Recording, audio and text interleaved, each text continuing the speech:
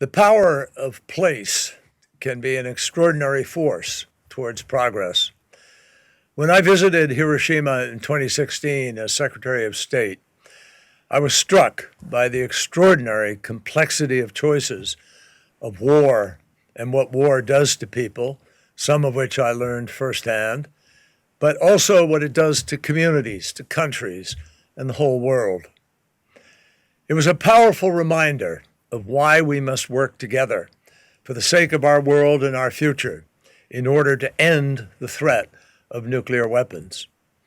Now, while all of you are gathered in Nagasaki today, which holds an equally significant weight, I am in Dubai at COP28, where the international community is facing another existential threat, the climate crisis. These are twin threats with common threads, and we're seeing the impact of the climate crisis intensify at the very same moment that nuclear weapons are taking center stage in a way we haven't experienced since the Cold War. On this day, 70 years ago, President Eisenhower delivered his Atoms for Peace speech to the United Nations General Assembly, leading directly to the establishment of the International Atomic Energy Agency. The IAEA is now at the forefront of responding to both threats, helping its member states develop nuclear power as a low-carbon energy source, while also applying safeguards to help ensure that peaceful uses of nuclear technology do not increase risks of nuclear proliferation and nuclear war.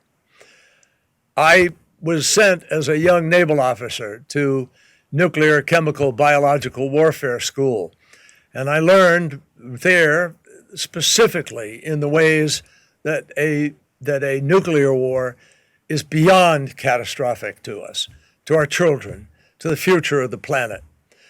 But I did also learn that the challenges could be solved when we come together and when we take action.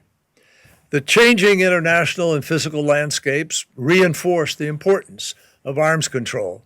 Less than 2 years ago, President Biden joined the leaders of the other 4 nuclear weapon states in a statement on preventing nuclear war and avoiding arms races, which affirmed the principle that a nuclear war cannot be won and must never be fought.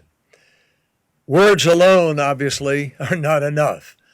At a time of heightened tension all around the world, we see that reinforcing norms of responsible behavior, crisis communication, risk reduction measures are all crucial to avoiding catastrophe and promoting stability.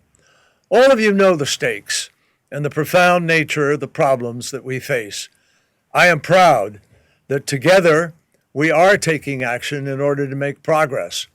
And I want to thank you, my friend, Prime Minister Kishida, who invited me to come to visit Hiroshima. Thank you for all of your work alongside this group of international leaders.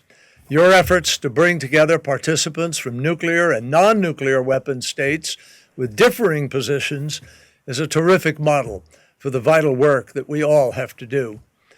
My friends, progress on this issue is slow and often difficult, but it comes with a high reward, a planet that is safe for generations to come.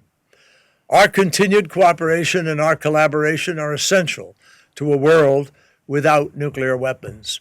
Now, I know that when some people hear that, a world without nuclear weapons, they say to themselves, well, haven't nuclear weapons prevented people from actually using nuclear weapons? And the answer is certainly, to some degree, yes, that's deterrence. But one thing we know, every step one takes as a country, every step we take as people to move away from the dependency on nuclear weapons, to move away from the need for that deterrence, to move away from the potential of the catastrophe that comes from the war, from a war, every single step we take actually makes the world safer. So don't measure this possibility by the world we live in today. Measure it by the world that we can create together.